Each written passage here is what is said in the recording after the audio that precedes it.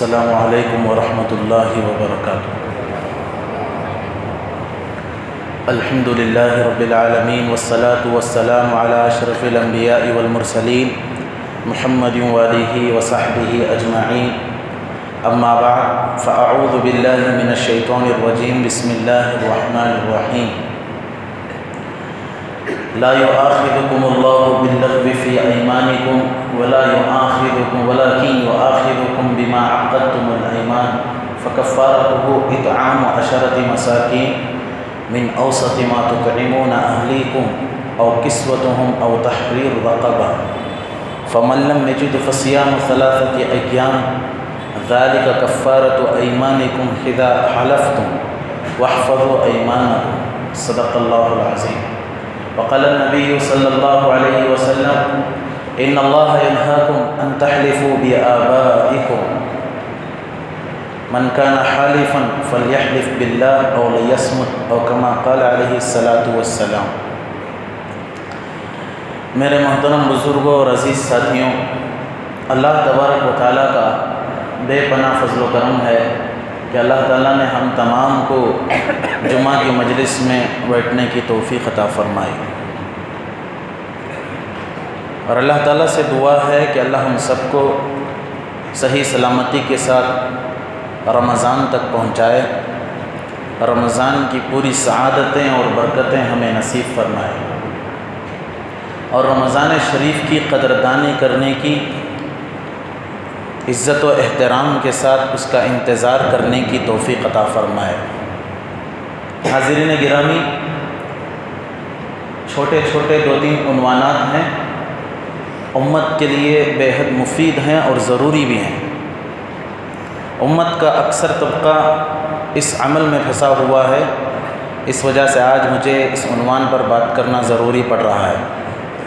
اللہ تعالیٰ نے قرآن کے اندر ارشاد فرمایا، لا يؤاخذكم الله باللغو في أيمانكم، جو لوگ بیکار قسم کی قسم کھاتے ہیں اللہ ان میں ان کو نہیں پکڑتا، ولكن يؤاخذكم بما عقدتم الأيمان، لیکن جو ضروری سمجھ کر مضبوطی کے ساتھ قسم اٹھاتے ہیں اور قسم کھاتے ہیں اللہ تعالیٰ اس میں ان کو پکڑے گا۔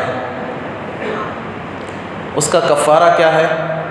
جو آدمی قسم کھائے اور قسم کو توڑ دے، اس کا کفارہ یہ ہے، فَكَفَّارَتُهُ 10 مساکین من اوسط ما تطعمون اہلیکم، درمیان قسم کا جو ہم لوگ گھر میں کھانا کھاتے ہیں اس طرح کا 10 لوگوں کو کھانا کھلانا، غریبوں کو، او کسوتہم، اگر کھانا نہیں کھلا سکتے تو 10 لوگوں کو میڈیم قسم کا کپڑا پہنانا، اگر یہ بھی نہیں کر سکتے تو فرمایا او تحریر رقبہ، ایک غلام کو آزاد کرنا۔ یہاں تو غلام نہیں ہے، غلام کو آزاد کرنے کی بات بھی نہیں ہے، لیکن 2 باتیں تو ہیں، یا تو 10 لوگوں کو کھانا کھلائے یا تو 10 لوگوں کو کپڑا پہنائے۔ یہ 3 عمل ہیں، اس میں اگر نہیں کر سکتا فصیام 3 ایام، 3 دن کے اس کو روزے رکھنا ہے۔ ذالک کفارۃ ایمانکم اذا حلفتم، جب تم قسم کھاتے ہو اس کو توڑ دیتے ہو تو یہ تمہارے قسم کا کفارہ ہے۔ واحفظوا ایمانکم، اپنی قسموں کی حفاظت کرو۔ ہمارے معاشرے کا ایک طبقہ اس میں پھنس کو ہے، بار بات کو قسم کھانا، ماں کے سر پر ہاتھ رکھنا اور قسم کھا لینا کہ ماں کی قسم میں یہ کام نہیں کروں گا، باپ کی قسم میں یہ کام نہیں کروں گا، چھوٹے چھوٹے بچے رہتی، بچوں کے سر کو ہاتھ رکھو قسم کھانا، پیدا ہوئے سو بچے کے پیٹ کو سینے کو ہاتھ رکھو قسم کھانا، یہ امت کا عمل بن کو ہے آج۔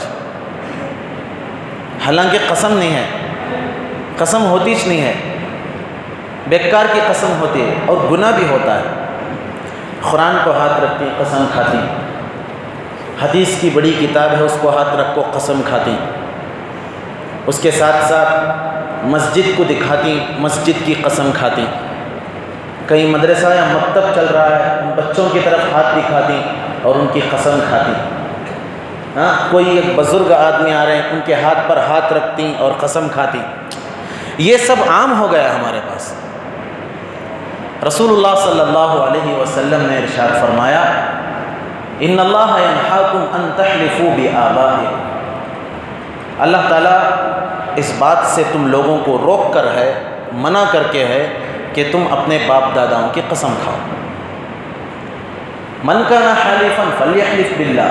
اگر قسم کھانا ہے، ویسا امپورٹنٹ مسئلہ آ گیا، ضروری بات آ گئی، قسم کھانے کا موقع آ ہی گیا، تو قسم اللہ کی کھاؤ. اگر قسم کھانے کی طاقت نہیں ہے، اسے سنبھالنے کی طاقت نہیں ہے، اور لیسمت، خاموش ہو جاؤ. رسول اللہ صلی اللہ علیہ وسلم نے ارشاد فرمایا، من حلف بالامانہ فلیس منا. جو آدمی امانت کی قسم کھاتا ہے وہ مسلمانوں کے طریقے پر نہیں ہے.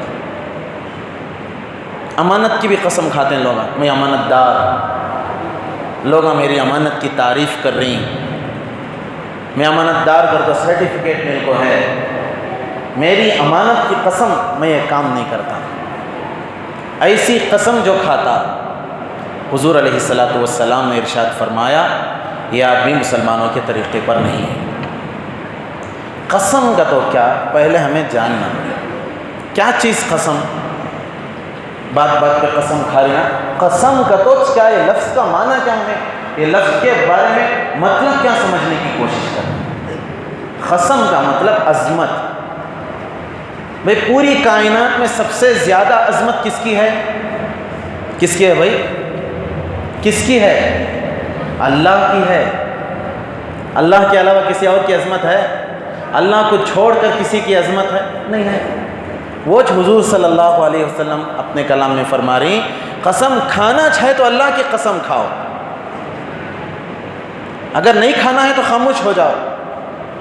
امانت کی قسم کھانا، قرآن کی قسم کھانا، حدیث کی قسم کھانا، مسجد کی قسم کھانا، مدرسے کی قسم کھانا، باپ ماں کی قسم کھانا، دادا دادی کی قسم کھانا، بچوں کی قسم کھانا، بوڑھوں کی قسم کھانا، یہ سب جائز ہے. اور بات بات پہ جھوٹی قسم کھانا.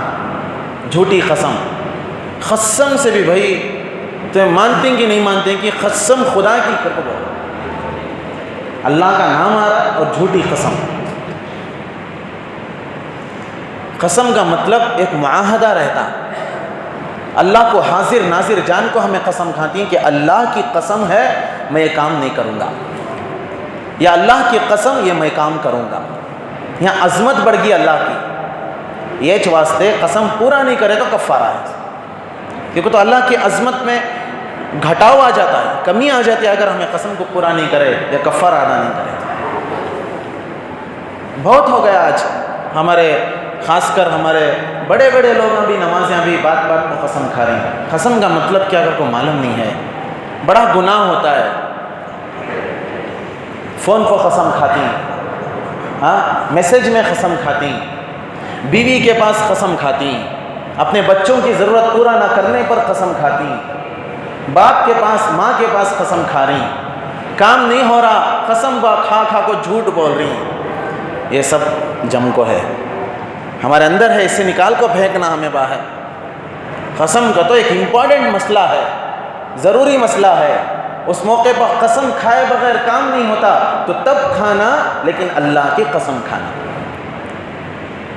نبی کی قسم کھا نہیں سکتے، ولی کی قسم کھا نہیں سکتے، مرشد کی قسم نہیں کھا سکتے، پیر کی قسم نہیں کھا سکتے، کسی مزار کی قسم نہیں کھا سکتے، کسی مسجد کی قسم نہیں کھا سکتے، کسی مدرسے کی قسم نہیں کھا سکتے، مدرسے کے بچوں کی قسم نہیں کھا سکتے، اسکول پڑھنے والے اسٹوڈنٹس کی قسم نہیں کھا سکتے، دودھ پیتے بچے کی قسم نہیں کھا سکتے، بچی کی قسم نہیں کھا سکتے. یہ سب جائز ہے. آج ہمیں اسے کیا کریں، ایک عام تکیہ کلام بنا کو چھوڑ دیں. بات پہ قسم، بات پہ جھوٹی قسم، بات پہ بیکار کی قسم. حضور صلی اللہ علیہ وسلم نے ارشاد فرمایا، میرا امتی ہر گناہ کرے گا لیکن 2 گناہ نہیں کر سکتا. ایک جھوٹ نہیں بول سکتا، ایک دھوکہ نہیں دے سکتا. ایک تو جھوٹ، اس پر جھوٹی قسم، کتنا بڑا گناہ۔ ایک اعرابی، ایک کھیڑے والے صاحب حضور صلی اللہ علیہ وسلم کے پاس آئے اور پوچھا، اللہ کے نبی صلی اللہ علیہ وسلم، بڑے بڑے گناہ کیا ہیں؟ اب ہمیں نشاندہی کر دیں، ہمیں بتا دیں کہ یہ فلاں فلاں کام بڑا گناہ ہے۔ تو حضور صلی اللہ علیہ وسلم نے ارشاد فرمایا، الاشراک باللہ، اللہ کے ساتھ شرک کرنا بڑا گناہ ہے۔ وعقوق الوالدین، والدین کی نافرمانی کرنا بڑا گناہ ہے۔ اور تیسری بات فرمایا، یمین غموس، جھوٹی قسم کھانا بھی بڑا گناہ ہے۔ جھوٹی قسم کھانا بڑا گناہ ہے، ہم اسے معمولی چھوٹا سمجھ رہے ہیں۔ حضرت عمر رضی اللہ عنہ کے سامنے ایک صاحب کعبۃ اللہ شریف کی قسم کھائی۔ کس کی قسم؟ جسے ہم عظمت کی نگاہ سے دیکھتے ہیں، جسے محبت کی نگاہ سے دیکھتے ہیں، جسے احترام کی نگاہ سے دیکھتے ہیں، جس کی ایک نظر پہ ترستے ہیں، اس کعبۃ اللہ کی قسم کھائی۔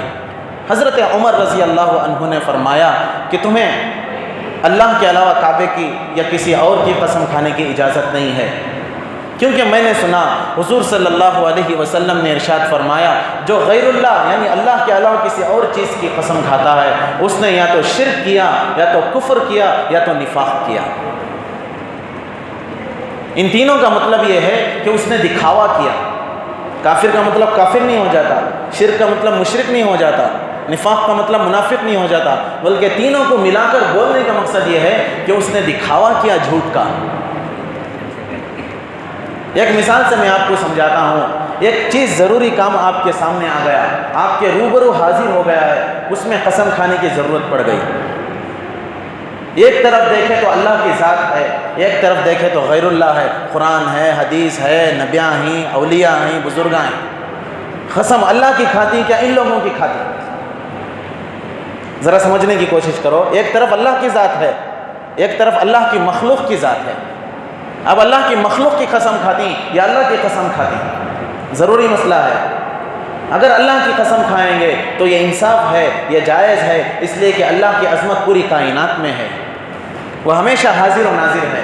اللہ کو چھوڑ کر دوسروں کی قسم کھاتی تو اس کا مطلب ہے اللہ کی عظمت نہیں ہے، مخلوق کی عظمت ہے۔